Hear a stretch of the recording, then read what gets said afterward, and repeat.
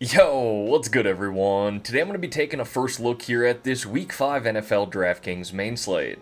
Let's dive right into it. And like we always do here in these videos, I'm going to go position by position, highlighting the plays that are sticking out to me early in the week, and then we'll wrap up this video by putting together a first look cash lineup and a first look tournament lineup. But before we dive into the quarterbacks, everyone, if you could like this video and subscribe to the channel, I would greatly appreciate that. Every like, comment, and sub that you guys leave is completely free to do, and it really helps me out. And speaking of free, I do run a free Discord channel as well. If you want to join that, there's a link to do so in the description below, as well as in the pinned comment below. We have over 850 people in the Discord today, talking multiple different sports for DFS and sports betting. With that being said, let's dive into the quarterbacks here for week 5. Now, it's worth noting just 10 games on the main slate this week, the fewest we've had all season long. And you notice right off the bat here, we got Jalen Hurts, Jaden Daniels, Lamar Jackson, 3 quarterbacks who bring that rushing upside that we love in DFS. Now, we need to keep an eye on Lamar here and Jaden Daniels. Both those guys questionable heading into week 5. Don't have a lot of love for Jalen Hurts right off the bat here against Denver. That's a tough defensive matchup. So honestly, I'm kind of looking in this low 6K range here to kick things off. I do like Justin Herbert. Now, he was a bit of a letdown in this matchup against the Giants. Jackson Dart kind of spoiled the Los Angeles Chargers' day, but I think this is a great rebound spot here at home against Washington. I think there's some shootout potential there, especially if Jaden Daniels does play, but overall, really like this spot here for Herbert for both cash games and tournaments. And I think the same could be said here for Kyler Murray as well. Good spot at home against the Tennessee Titans. He's one of those quarterbacks who brings that safe rushing floor that we love. 5+ rushing attempts in every single game so far this year. 32 rushing yards in every game. Hasn't translated to fantastic DraftKings scoring, but if I'm shooting for 3x value in my cash lineup, that's what, 18 DraftKings points here. He's hit that in 2 of 4 games with a floor there of 14 DraftKings points, and that's probably the floor we can expect in this matchup against the Tennessee Titans. So I think he's cash game and tournament viable.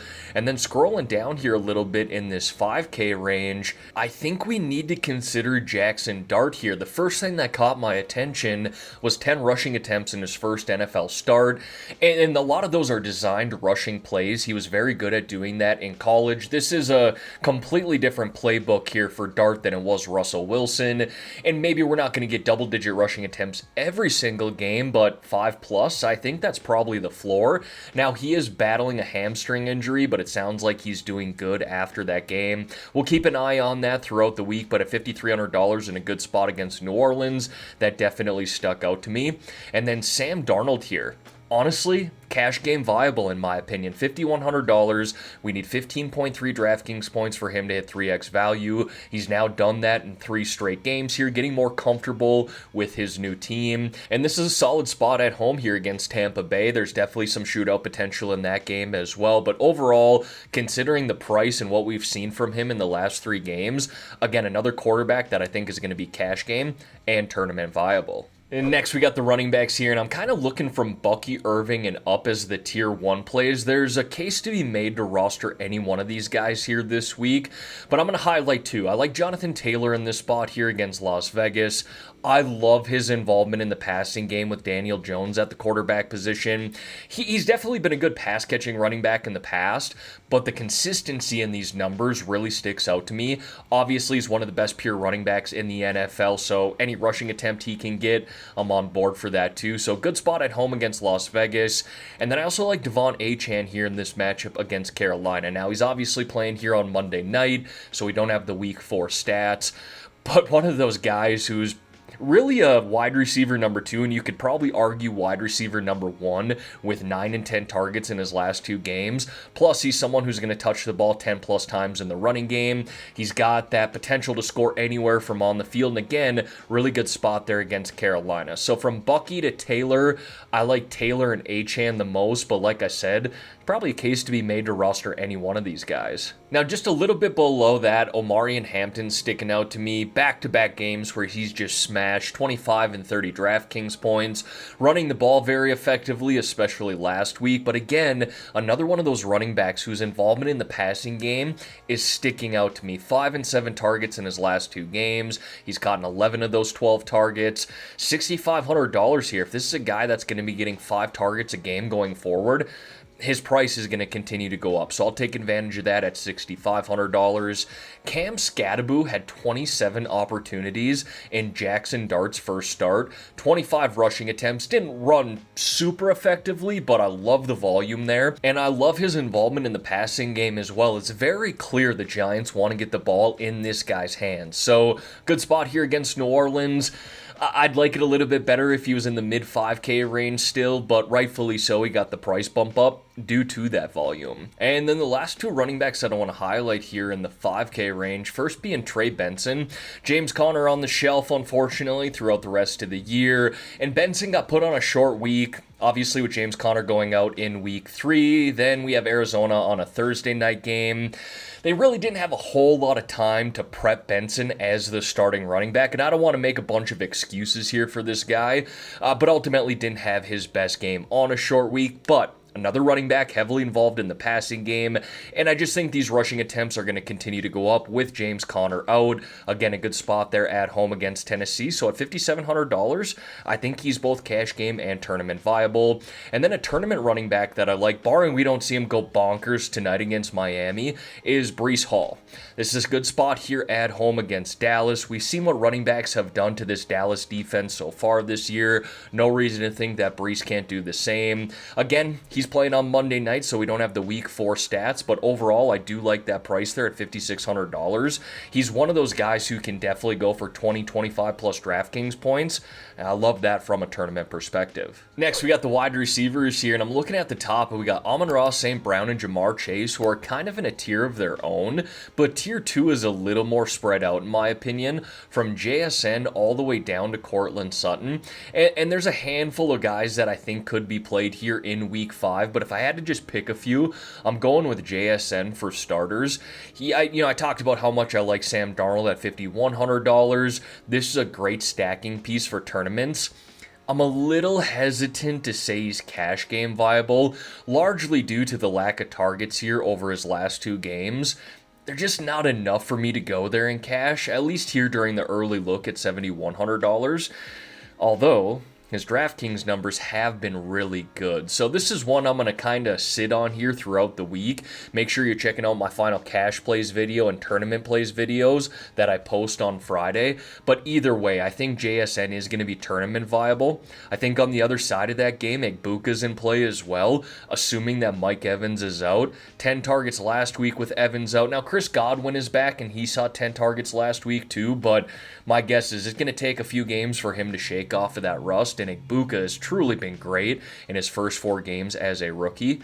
And then the last wide receiver I want to talk about here is George Pickens. Now, I don't love the spot against the Jets and Sauce Gardner, but I do love the volume that he's been seeing with CeeDee Lamb out, especially in that game against Green Bay. Green Bay is supposed to have one of the best defenses in the NFL, and he absolutely lit them up for 36 DraftKings points. So I'm not going to worry about the matchup here early in the week. I know that I love the volume there, and I like the price at $6,600. Those would be the 3 that I pick from tier 2, but like I said, handful of different options here in that range. And then we get down here into this 5K range, which gets really interesting in my opinion. For starters, we have the top 3 wide receivers here for the Los Angeles Chargers, and I talked about how I like Herbert this week as well. Quentin Johnston here, highest price guy at $5,700. Keenan Allen, $5,600. Ladd McConkey, who's supposed to be wide receiver number 1, coming in at the cheapest of $5,500.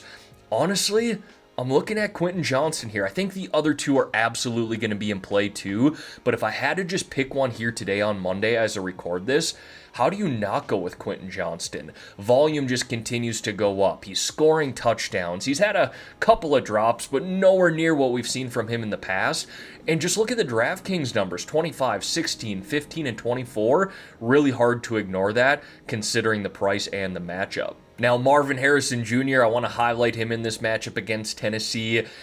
He was basically invisible in that first half last week against the Seattle Seahawks, and then turned it up in the second half. You could see when he scored that touchdown, he was relieved. You could see it on his face, truly emotional. And $5,400 here sticks out to me in this matchup. So more of a tournament guy in my opinion, but maybe we can get there on cash going forward. He did receive 10 targets last week, but the highs and lows, the ups and downs we've seen from him in 2 years so far, more of a tournament play, like I said. I think Chris Olave could be a cash game play. Had his fewest targets so far this year was 6 just last week against Buffalo, but prior to that, he was stapled in for double-digit targets, like that price there in the matchup at $5,200. Michael Pittman Jr. at $5,100, another guy that stuck out to me. And then a few guys here in the 4K range. I'm just going to name drop them. Rashid Shaheed stuck out to me. Darius Slayton with Malik Neighbors going out. That's a name to keep an eye on. And then Troy Franklin. I want to see what he does here tonight on Monday night. But the targets in his first 2 games were really nice.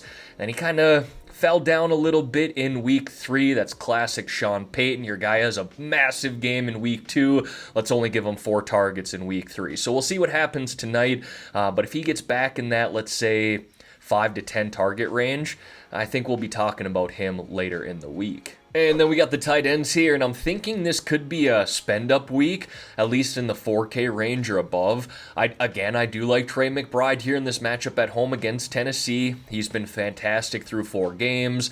7 targets as a floor through 4 games. We really like that. He's basically wide receiver number 1. It's kind of how you should be looking at this. Don't look at him as a tight end. Go, okay, let's look at the volume, let's look at the numbers here, and let's picture him as a tight end. Would you play him at $5,800 if he was a wide receiver with these numbers? I know I certainly would. Jake Ferguson's been great with CeeDee Lamb out, 12, 14, and 7 targets in his last 3 games. Whew, I really like that, actually. Yeah, that's someone I'll for sure be considering in cash and tournaments this week. And then we got to go back to Tyler Warren. This dude is a dog. Now, I'd like to see a few more targets going his way, but he's probably locked into 5+ each and every single game. Do like that price of $4,700. Now, if you don't want to spend here in the 4K range, we do got a couple of guys here in the 3K range that are sticking out to me. Juwan Johnson, just like Chris Olave, his numbers and targets came down last week, but back at home this week in a good spot against the Giants. I'm willing to go back to him. And then Tommy Tremble here. Assuming that Sanders is going to be out once again, he's questionable right now. You can see that tag. We could likely go to Tommy Tremble. Now, this is a boom-bust type of play. You're kind of punting at this price, but 8 targets last game, did score a touchdown, 15 DraftKings points. Not bad for a guy priced there at $2,900. So again, more of a punt play, but if we're looking to save some cash and if Sanders is out, that looks viable to me. And then when it comes to the defenses this week, I think any defense playing Cam Ward and the Titans right now has to be discussed. Yes, they're the most expensive defense here in Week 5, but I think they need to be in tournaments for sure, maybe even cash game lineups. Scrolling down a little bit off of that, again, barring that Denver doesn't have a massive game here tonight on Monday night, I don't love what I've seen from them in 3 weeks so far, and Philly's defense has been getting better with each and every game, so they stuck out to me at $3,200. If Lamar Jackson misses this week, that's a big if, the Texans are going to be in play here at $2,400. Honestly, one of the better defensive units in the NFL. They're just priced down here because DraftKings does expect Lamar to play. And then if we're really looking to punt here, Saints at $2,200. And they're not the best defense in the NFL, but going up against a rookie quarterback, I don't mind that. All right, everyone, now we're going to put together a first look cash lineup here, but before we do this, if you could like the video and subscribe to the channel, everyone, again, I would greatly appreciate that. Starting it off here at the quarterback position, like I said, don't really feel the need to spend up here this week, but I do love Justin Herbert here at this price of $6,100, so let's start there. And then at the running back position, what do we want to go with? I think Devon Achane's going to be in a smash spot there against Carolina. And then Trey Benson, I think he's going to get some really solid volume in this spot against Tennessee at a really good price there, $5,700. When it comes to the wide receivers, let's stick in this 6K range, kind of the tier 2 range that I like. We'll go with George Pickens here. We're going to go with, let's spend down a little bit here and go with Quentin Johnston. And we'll go with Chris Olave here to begin with. Double-digit targets in 3 or 4 games. We do like that. Tight end position, let's put in Tyler Warren again. I talked about him a lot last week. He's been fantastic through 4 games. Let's put in a defense, and let's just save money here with the Saints. What does that give us left over? $6,500 for a flex. That's Hampton. Now, I probably wouldn't run a 3-man stack there with Herbert, Johnston, and Hampton in my cash lineup, unless I just basically said here, hey, I think LAC is going to score 4 or 5 touchdowns this week. Give me these guys and just kind of onslaught it. Maybe more of a tournament play there, but man, I really do like Hampton. So we can maybe just pivot off of Herbert there, go elsewhere with maybe, let's say, a Kyler Murray, but then you got the running back quarterback situation. So I'm going to play with this a little bit more, but needless to say, we got some really solid cash options here early in the week. And then my favorite part of this video, putting together a first look tournament lineup. I really like Sammy Darnold here this week at $5,100, and let's just do a mini stack. Let's not get carried away with this stack. Let's just do a 1-to-1 with 1 run back. So we'll go with Darnold, JSN, run it back there with Bucky Irving. Leave it at that in that game. But I also want to do a running back defense stack here. So I'm going to go with Benson and the Cardinals. And what does that give us? 53.25.